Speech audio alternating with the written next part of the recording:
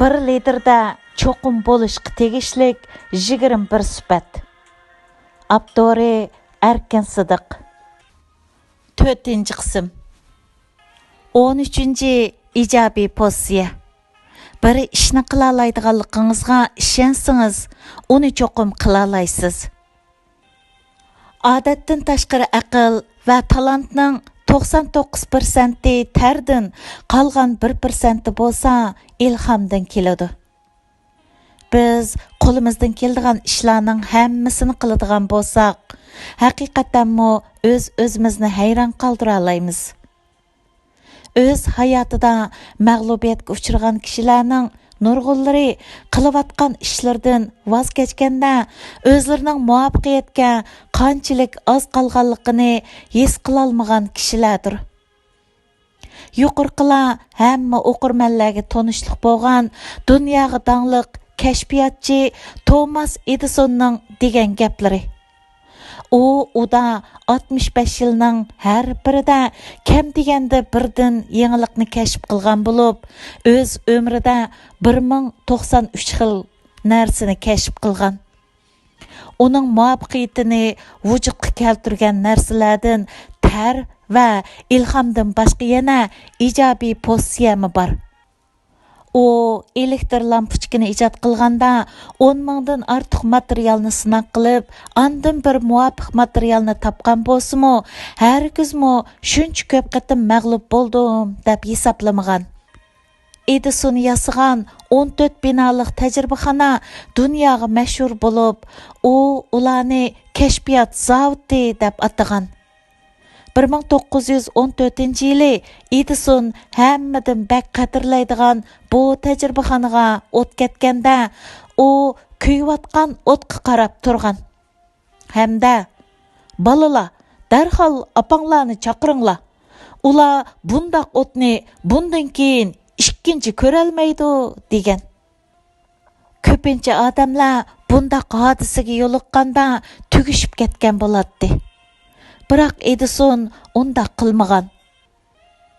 Edison yuqorqi voqeadan keyin men 67 yoshga kirdim. Biroq men ishni yangidan boshlasam bo'lmaydigan darajada qiyra emas. Men hozircha buningga o'xshash ishlarni o'z beshimdan nurg'un qatim o'tkazib boqqan degan. 84 yoshga kirganda vafot bo'lgan. Men o'qirmanlarga mazkur maqolani o'qib, mush yerga kelganda o'zim tayyorlagan yaxshi mag'lub bo'lish uchun qanday qilish kerak degan nutq tekstini bir qatim o'qib beqishini tashabbus qilaman. Agar Edison shu bir ijobiy pozitsiyalik odam bo'lmagan bo'lsa, u yuqorqidek muvaffaqiyatlarga erisholmagan bo'ladi. Agar siz o'z umrida nihoyat zo'r muvaffaqiyatlarga erishgan kishilarning hayotiga qarab boqadigan bo'lsangiz, ularning hammasining turmushga nisbatan nihoyat ijobiy pozitsiyada bo'ladiganligini bayqaysiz. Agar siz bir unumli lider bo'lishni istaydigansiz, sizda ijobiy pozitsiya bo'lishi shart. Yolg'iz sizdan bir inson bo'lish sifatingiz bilan bo'lgan ishlarga qanoat hosil qilish darajangizni belgilab qolmay, yana boshqalarning siz bilan qaysi taraqqida munosabat elib berishiga ta'sir ko'rsatadi. Ijobiy pozitsiya bo'lish jihatda tövandagi ishlarni bilishingiz kerak. Birinchi, sizning pozitsiyangiz bir xil tanlashdir. O'tiral odamlar boshqalarning o'zini bir ishni qilishga qiziqtirish va qo'zg'atishini kutib turadi. Ularning tushunishicha, atrofidagi ahvollar ularning qanday o'ylanishini belgilaydi. Biroq pozitsiya bilan atrofidagi ahvollarning qaysisi oldida keladi? Bu xuddi cho'ji bilan tuxum masalasiga o'xshash. Haqiqat shuki, bu ikki narsaning qaysisi oldida keladiganligi muhim emas. Tunugun sizga qandaq ish yuz berganligidan qat'iy nazar, sizning bugungi pozitsiyangiz sizning tanlashingizdan iborat. Psixolog Viktor Frankl mundaq degan: İnsan erkinliklerinin en ahırkı birisi her qandaq şarait astıda özünün pozisiyasını özü tanlashdan ibaret. İkinci, sizning pozitsiyangiz sizning ish harakatingizni belgilaydi. Aile turmush mutaxassisi Dennis Whiteley mundaq deydi. Yengüchilarning ortiqchiligi ularning alayda tug'ilganligi, ularning IQ-sining yuqori bo'lishi yoki ularning talantli bo'lishi emas.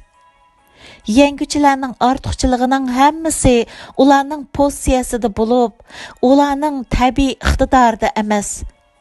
Pozitsiya muvaffaqiyatning o'lchimidir.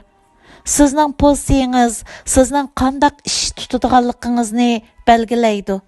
Shunglashqa u intayin muhim. Üçüncü, sizning odamlaringiz sizning pozitsiyangizning aynikidir.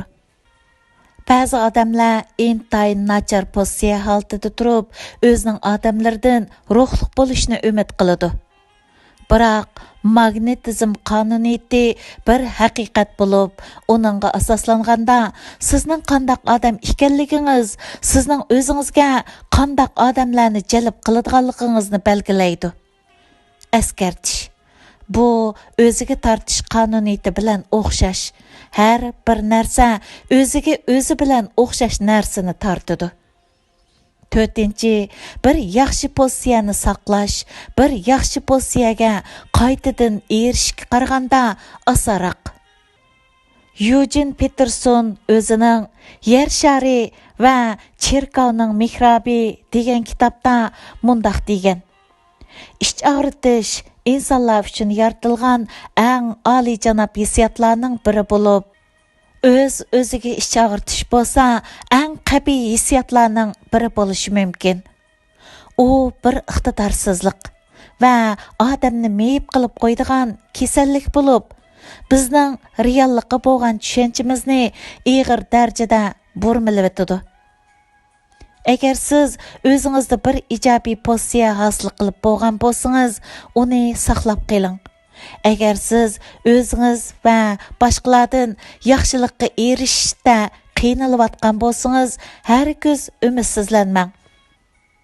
Siz o'zingizning pozitsiyasini o'zingiz tanlaydigan bo'lg'achqa, yuqorqidek ahvolni o'zingiz o'zgartira olasiz. O'zingizning pozitsiyasini yaxshilash uchun tuvandagi ishlarni qiling. O'zingizni to'g'ri oziq bilan oziqlantiring. Sizni ijobiy pozitsiyaga ega qiladigan kitoblarni o'qing, ashundaq kinolarni ko'ring va ashundaq lentalarni anglang. Har kuni o'zingizga bir nishon tiklab, uni amalga oshiring. Sizni eslatib turadigan narsalarni, masalan, siz olgan mukofotlarning guvohnomasini temingizga esib qo'ying. 14-chi, masala hal qilish. Masalalarning masala bo'lib turishiga yo'l qo'ymang. Unumlik lider qiyin o'tganlarga qarshi o'ttirg'i chiqa oladi. Mana bu yengüchilarni to'liq qaqshaydigan kishilardan farqlantirib turadigan narsalarning biridir. Bir liderning qaysi sohaga tavalligidan qat'iy nazar u cho'qim masalalarga duch keladi. Mundaq 3 xil sabab tufaylidan bu xil ahvoldan saqlang'il bo'lmaydi. Birinchi, biz barg'ansir murakkablashib va rangdorlashib ketayotgan dunyoda yashayapmiz. Ikkinchi, biz kishilar bilan munosabatlashib turamiz. Uchinchi, biz duch kelgan ahvollarning hammasini biz o'zimiz kontrol qila olmaymiz. Masalani unumlik hal qila oladigan liderlar mundaq 5 xil sifatga ega bo'ladi. Birinchi, ular masalani oldin mo'ljarlay oladi. Masalalardan saqlangan bo'lmag'achqa, yaxshi liderlar ularni oldin mo'ljarlaydi. Yo'lning oson bo'lishini umid qiladigan odamlar davomli o'ngsizlikka uchrab turadi. Agar siz ijobiy pozitsiyaga ega bo'lsangiz hamda eng nachar ahvolda oldin tayyor bo'lib tursangiz, oldingizga kelgan masalalarni hal qilishga foydali sharoitlarni yarata olasiz. ikkinchi, ular amaliyatni aynan qabul qiladi. Kishilar masalalarga mundaq muomala qiladi. Ba'zilari masalalarni e'tirof qilmaydi, ba'zilari masalalarni e'tirof qilsa-mu, ularni bir yoqqa tashlab qo'ydi. Yana ba'zilar bo'lsa, masalalarni e'tirof qiladi hamda ahvolni yaxshilash yo'lida tirishadi. Liderlar har vaqt yuqorqi 3-chi yo'lni tanlashi kerak. 3-chi, ular umumiy manzarni ko'rdi. Liderlar davomliq umumiy manzarni ko'rib turishi yoki umumiy vaziyatni tushunib turishi kerak. Ular hissiyotning kontrolligida qolsa bo'lmaydi. Shundaqla ular kichik ishlarga petib qilib, muhim ishlarni ko'rolmaydigan bo'lib qolsa ham bo'lmaydi. Yozuvchi Montapert mundaq deb yozgan. Ko'p sondagi kishilar to'salg'ini ko'rdi. Az sondagi kishilar bo'lsa maqsadni tushundi. Tarix maqsadni tushunadigan kishilarning muvaffaqiyatini xotirlab, to'salg'ini ko'radigan kishilarni bo'lsa asdan chiqarib etish mukofoti bilan mukofotlaydi. 4-chi, ular bir vaqtda faqat birla masalani hal qiladi. Qiyinchilikqa ko'p duch keladigan liderlar masalalarning ko'pligidan nafas ololmay qilib, masalani qo'lning uchida hal qilishga urinadigan kishilardir. Agar oldingizda nurg'un masalalar bo'ladi ekan, siz cho'qim hozir tutish qilgan masalani oldi bilan hal qilib, ondan yana bir yangi masalaga o'ting. 5-chi, ular o'ngsizlikqa uchraganda asosliq nishondan voz kechmaydi. Unumlik liderlar cho'qidan cho'qqiga sakrash prinsipini tushunadi. Ular o'ngsizlikqa uchraganda emas, ishlarni ijobiy tarafga burgan chog'dala cho'ng qarorlarni oladi. Har bir masala sizni o'z-o'zingizga tanishtirdi. U sizga o'zingizning qanday tafakkur qiladiganligingiz va sizning nimadan tuzalganligingizni ko'rsatib berdi. Masalani unumlik hal qilish iqtidori to'salg'ularga qanday muomala qilish va ularni qanday yengish tajribalaridan keladi. Siz har qatim bir masalani hal qilganda bu jihatdagi iqtidoringizni bir baldoq o'stirsiz. Agar siz sinab beqish, mag'lub bo'lish, yana sinab beqish jarayonini mangu sinab ko'rmaydigansiz, masala hal qilish iqtidoringizni mangu o'stira olmaysiz. Masalalarni hal qilish iqtidoringizni o'stirish uchun buni ishlarni qiling. Chatoq izlang. Agar siz hozirgacha masalalardan o'zingizni qochirib kelgan bo'lsangiz, endi chatoqlarni izlab tepib, ularni hal qiling. Masala hal qilishning to'g'ri usulini tepib chiqing. Atrofingizga masala hal qila oladigan yoki qo'lidan ish keladigan odamlarni to'plang. Agar siz masala hal qilishga mohir bo'lmasangiz, qo'shuningizga qo'lidan ish keladigan odamlarni kirgizib, ularni ishga soling. 15-chi, munosabatda yaxshi bo'lish. Agar siz boshqalar bilan yaxshi chiqsangiz, ular siz bilan hamkorlashadi. Ya'ni relationships. Amerika prezidenti Roosevelt mundaq deydi. Muvaffaqiyat tanlamasining eng muhim tarkibiy qismi kishilar bilan qanday chiqishni bilishdan iborat. John Maxwell mundaq deydi. Kishilar sizning o'zlariga qanchalik ko'ngil biladiganligingizni bilmaguncha, sizning qanchalik bilimlik ekanligingizga parvo qilmaydi. Unumlik liderlar uchun aytganda, kishilar bilan birga ish elib berish va ular bilan yaxshi munosabat o'rnatish iqtidori kam bo'lsa bo'lmaydigan iqtidorlarning biridir. 1991-yili Amerikadagi ayol liderlar jurnali elib borgan bir qitimliq tekshirishda shirkatlarning o'z xizmatchilarida bor bo'lishni umid qiladigan eng muhim o'rindagi narsa ularning boshqalar bilan yaxshi munosabatda bo'lish qobiliyati bo'lib chiqqan. Bu qobiliyat inglizcha interpersonal skills deb ataladi. Agar odatdagi xizmatchilar uchun yaxshi kishilik munosabat iqtidori ashundaq muhim bo'lsa, liderlar uchun uning qanchalik muhimligini faraz qilib beqing. Kishilar haqiqatanmi chiqishalaydigan odamlar bilan hamkorlashishni xohlaydi. Yaxshi kishilik munosabat iqtidoriga ega emas bir odamning yaxshi lider bo'la olishi mumkin emas. Bir lider kishilar bilan yaxshi munosabat o'rnatish uchun tövandagi 3 ishni qilishi shart. Birinchi, bir liderga xos kalla bo'lish, kishilarni tushunadigan bo'lish. Kishilik munosabatga qodir bir liderning birinchi sifati kishilarning qandaq his tuyg'ularda bo'ladiganligi va qandaq o'ylaydiganligini tushunish qobiliyatidan iborat. Siz boshqalar bilan birga ish olib borganda, mayli ular bir lider bo'lsin yoki agash kuchingiz bo'lsin, ularda tövandikidek o'rtaqlik borligini to'liq tunib yetishingiz kerak. Ular o'zlarini bir o'zgacha odam deb his qilishni xohlaydi. Shunga ularni chin ko'nglingizdan maqtab turing. Ular atining bugundan yaxshiroq bo'lishini istaydi. Shunga ularga umid ato qiling. Ular boshqalarning o'zlariga yo'l ko'rsatishini istaydi. Shunga ularga yo'l boshlang. Ular shaxsiyatchi keladi. Shunga ularning ehtiyojini oldingi o'ringa qo'ying. Ularning ro'yi osonlik tushib ketadi. Shunga ularni ilhomlantirib turing. Ular muvaffaqiyatli bo'lishni istaydi. Shunga ularning utib chiqishiga yordam qiling. Lider yuqorqi haqiqatlarni to'liq tushungan asosda kishilarga individual, ya'ni ayrim shaxslar sifatida muomala qila oladigan bo'lish kerak.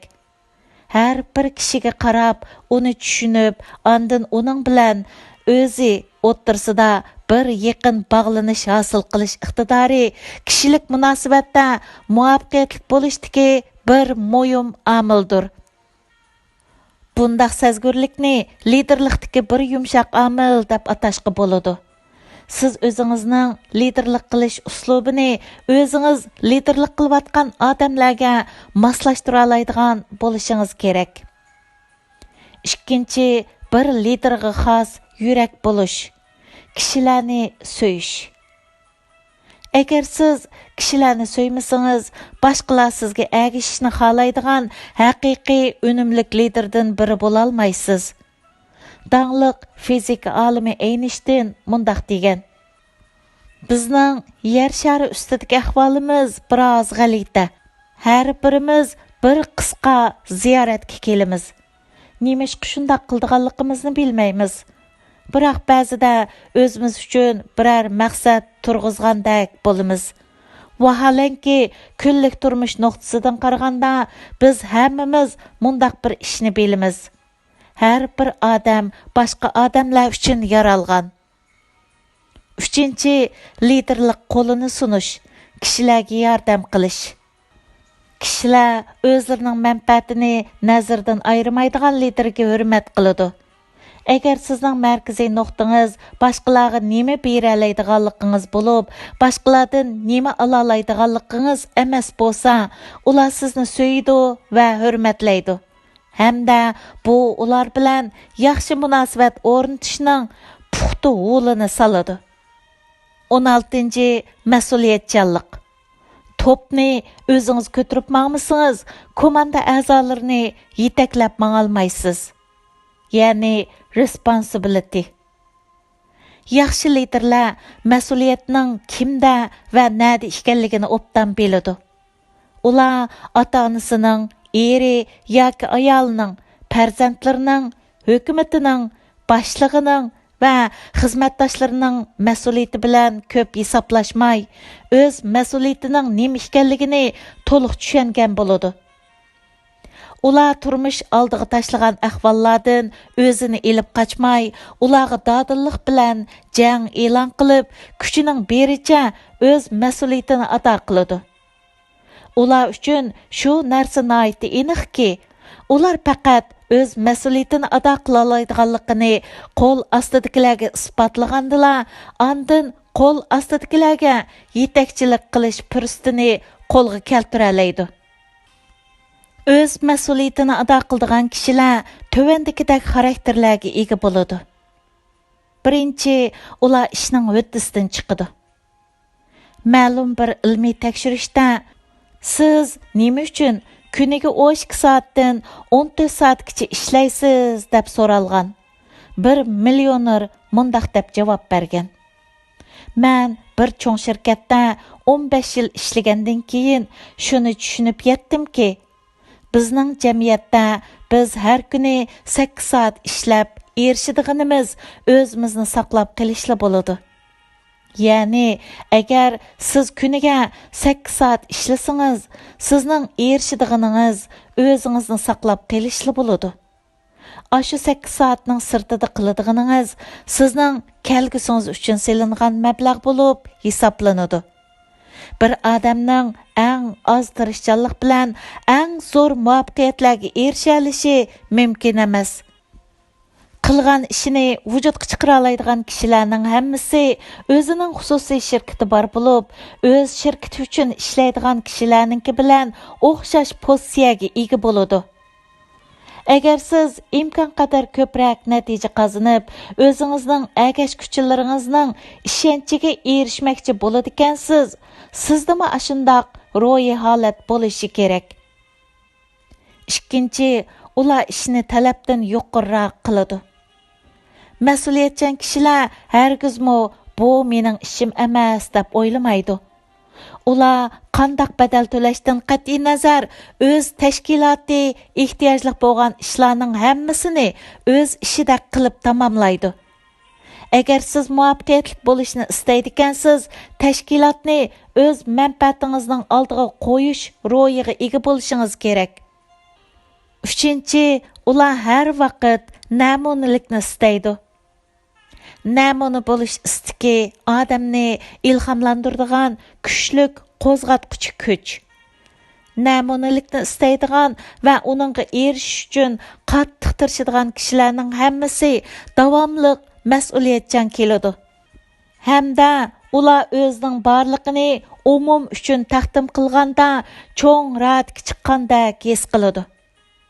Muvaffaqiyat mutaxassisi Jim Rohn mundaq deydi: Ro'yi besim o'zingiz qila oladigan ishlarni to'liq qilmasdan kelib chiqadi. Hamma ishni yuqori sifat bilan qilishni o'zingiz uchun bir nishon qiling. Shunday qilsangiz, mas'uliyatchanlik sizga tabiiy holda ata bo'ladi. To'rtinchi, ular har qanday ahvol ostida natija yaratadi. Bir mas'uliyatchan odamning eng oliy sifati uning boshlagan ishni oxirigacha davomlashtirish iqtidoridan iborat.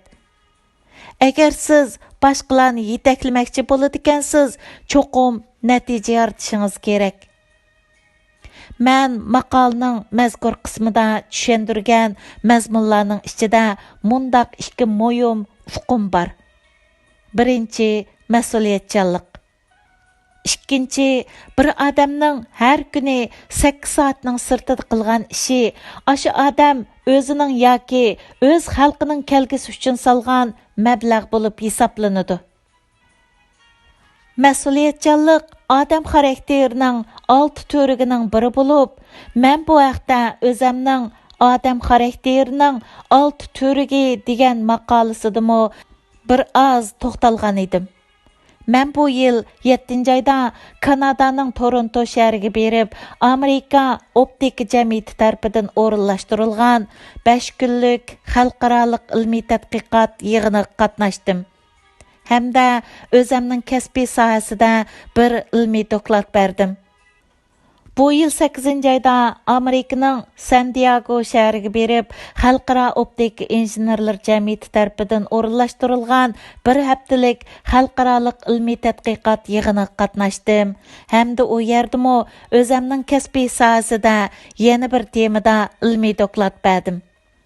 O'z odatim bo'yicha bu yig'inlarda doklad bəgüçilərinin dokladını anlaş bilan birgə, ularning qaysı dövlətdən kelganligiga, nima millat ekanligiga, ularning ilmiy tadqiqotni qandaq elib borganligiga, ilmiy dokladni qandaq berdiganligiga diqqat qilib turdim. Hamda men o'zimizni yoki Uyg'urlarni ular bilan selishtirib, o'ylanib turdim. Bizning idarada men bilan birga ishlaydigan yeshi 70 dan oshgan bir Yahudi millatidan bo'lgan kishi bor bo'lib, u shunchalik yashang'iniga qaramay, idoramiz uchun har kuni 12 soatdan ortiq ishlaydi. Yaqinda bir qitim yurak kesili tutib, o'lib ketgili tasliq qolgandan keyin u ondan pensiyaga chiqdi. Men bugun maqolaning mazkur qismini yozib, yuqorqi ishlar va Uyg'urlar ustida yana cho'nqur o'ylandim. Ko'nglimdan bizning ular bilan bo'lgan farqimiz nima degan savol zodili nerkatmadi. Men bu haqda o'ylaganlarimni yozishim uchun boshqa bir tema ostida ayrim maqoldan kam deganda birni yozishimga to'g'ri keladi. Bir odam boshqa kishilarning hurmatiga erishmoqchi bo'ladigan, oldi bilan o'zini o'zi hurmatlashi, o'zini o'zi qadrlashi kerak. Ondan boshqalarni hurmatlashi kerak. Bu haqiqatan bir millat uchun o'xshash. Agar Uyg'urlar boshqa millatlarning hurmatiga va ko'zga ilishiga erishmoqchi bo'ladigan, oldi bilan o'zini o'zi hurmatlashi, o'zini o'zi ko'zga ilishi kerak. Bundaq qilish nurg'un jihatlarni o'z ichiga oladi. Uning biri o'zining ona tilini ko'zga ilishi, o'zining ona tiliga hurmat qilishi va uni qadrlashdir. Ona tilini hurmatlash har bir kishidan yuqori darajadagi angliqlik va nihoyatda kuchli mas'uliyatchanlikni talab qiladi. Men Uyg'ur tilida maqola yozganda, uni oldi bilan Ü harflarining chekiti bilan korim bo'lmagan holda Uyg'ur latin yoziqida yozaman. Maqola bitgandan keyin uni bir qitim oldirmay o'qib, uni bir qitim astoydil takrorlab chiqaman. Uningdan keyin maqolani boshdan yana bir qitim o'qib, Ü harflarining ustidagi chekit belgilarini bir-birlab qo'yib chiqaman. O ishdan keyin maqolani kichik bo'laklarga bo'lib, ya'ni odatda bir maqolani 15 dan 30 gacha bo'laklarga bo'laman. Uning bir bo'lagini yulg'un, yumshoq detali orqali Uyg'ur latin yoziqidan Uyg'ur arabcha yoziqiga o'zgartiraman. Ondan uni yulg'un imlo ekraniga chaplab, bir qitim imlo tekshiraman. İmla xatoligini mushundaq usul bilan topgandan keyin har bir xatolikni maqolning uli nusxasida bevosita o'zgartiraman. Bir bo'lakni mushundaq tuzitib chiqqandan keyin keyingi bo'lakka o'taman. Hamma bo'lakni mushundaq tuzitib bo'lgandan keyin Torbat hujjatining Uyg'ur latin yoziqi nusxasi, Uyg'ur arab yoziqi nusxasi va PDF nusxasini tayyorlab, ularni to'rga chiqaraman. Hozirqisi mazkur maqolaning 4-qismi bo'lib, mushu 4-qism bilan o'xshash uzunlikdagi bir parcha maqolani yozishni boshlab, to'rga chiqarib bo'lguncha 30 soatdan 50 soatgacha vaqtim ketadi. Hafta oraliqlarida maqola yozishga ajratqidek vaqtim bo'lmag'achqa, agar dam olish kunlarining birida 10 soatdan ishlasam, mushundaq bir maqolani yozib tayyorlash uchun dam olish kunlarimdan 3 kundan 5 kungacha vaqtim ketadi. Agar bu maqolani 5 qismga bo'lib tamomlamoqchi bo'lsam, butun maqolani tayyorlab chiqish uchun 10 soatlik ishlash kunidan, ya'ni dam olish kunimdan 15 kundan 25 kun vaqt sarf qilaman. Mana bu mening mas'uliyatchanlik va bir odamning har kuni 8 soatning sirtida qilgan ishi, o'sha odam o'zining yoki o'z xalqining kelgusi uchun solgan mablag'i bo'ladi degan uqum haqidagi tushuncham va amaliyatimning bir misoli. Mas'uliyatchanlik аңлығылық va samimiyatlikni talab qiladi. Samimiyatlik bir qolaylik shart-sharoitma emas, bir tanlashma emas. Axloqiy mukammallik yoki axloqiy butunlikni qadrlaydigan bir odam uchun samimiyatlik bir xil odatdir. Uyg'urlarning növbətdəki ahvali hər bir Uyğurdan ən kam degəndə Uyğurluq qururu bilən Uyğurluq vicdanı bolışni, musulmanlıq imanı bolışni və insanga tushluq insabı bolışni tələb qılıdı.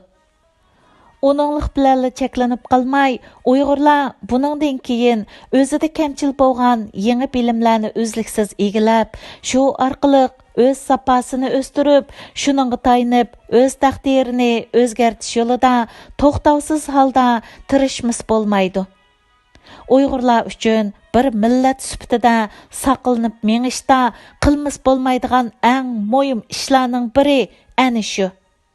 Şunu keskin aytishqa bo'ladi-ki, hozir aşı yo'lda o'zliksiz tirishayotgan kishilar millatning eng yuqori darajalik olqishlashiga sazovar bo'ladigan kishilardir.